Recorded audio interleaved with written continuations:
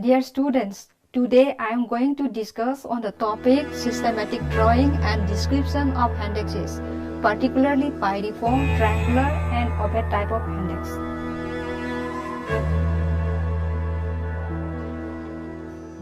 Drawing and description of the lithic tools are the distinct method of expression appropriate to scientific objectives. It provides complementary methods of representation which can be used to enrich the quality of illustration of the lithic tools for practical purposes. The aim of artifact illustration or drawing of lithic tool is to use two-dimensional images to provide an intelligible description of a three-dimensional object. By combining direct graphical presentation with symbolic convention, we obtain an excellent means of communication, a universal language which not only enriches textual description but may be the only source of information for further researches. Before starting a systematic drawing, one must follow certain procedures. They are as follows. Number 1, planning. Number 2, orientation of the given specimen. And number 3, the nature of presentation. And lastly, the techniques of drawing.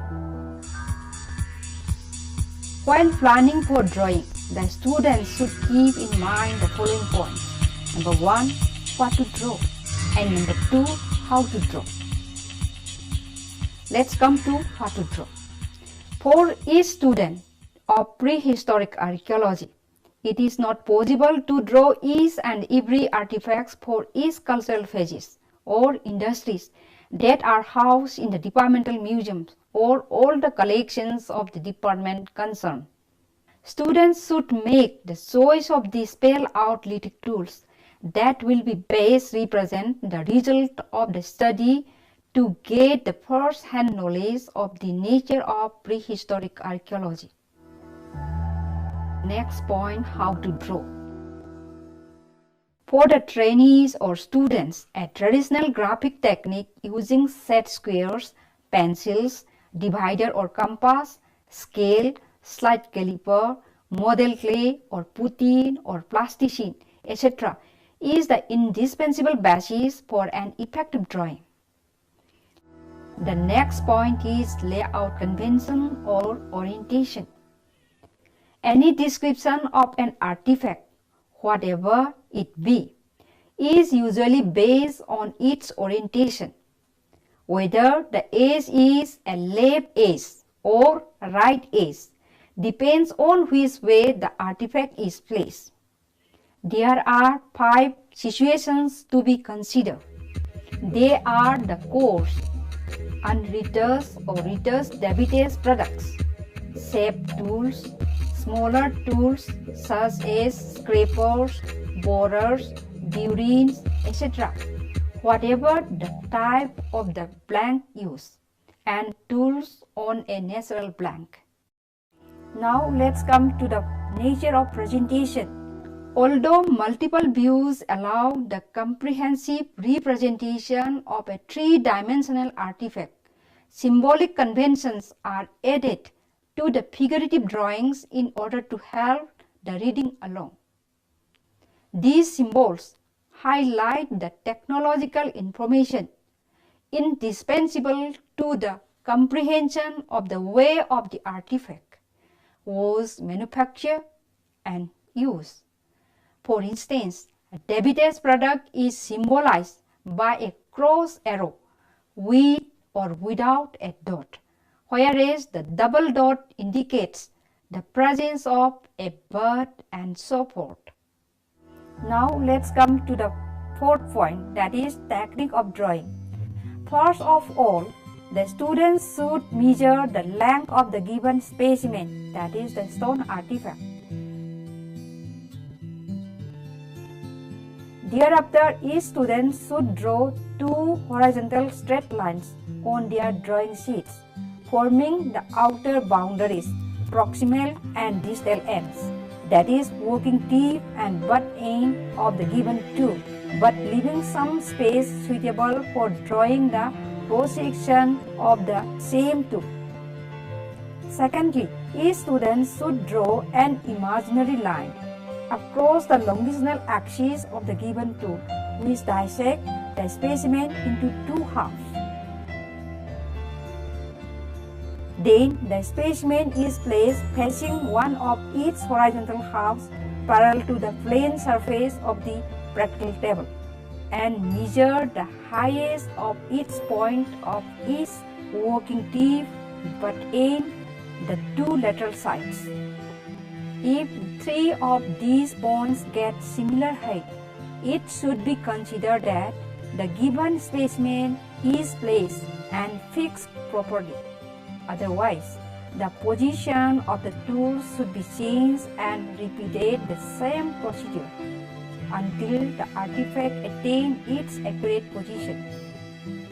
If it is placed so, the next step is fixing the tool in its proper position by filling the gaps using model clay. After getting its proper position, the tool is then transferred to the drawing sheet.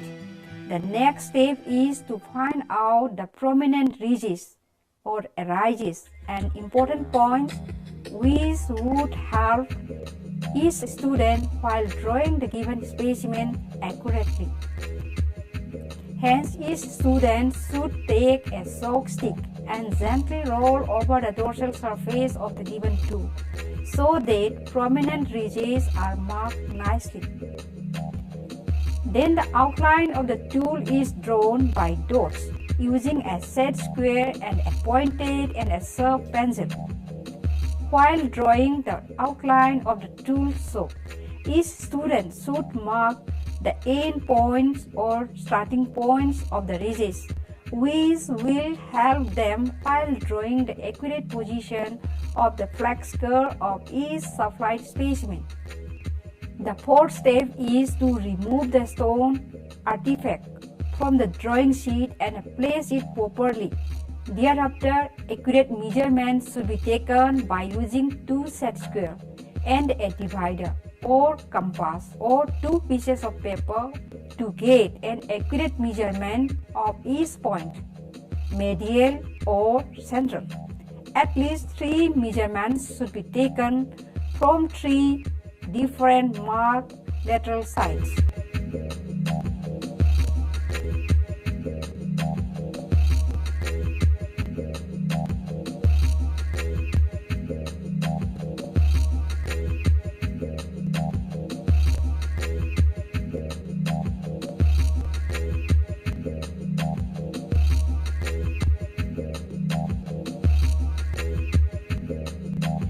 The accurate measurements thus taken is again plotted on the drawing sheet, but within the drawn outline figure of the specimen.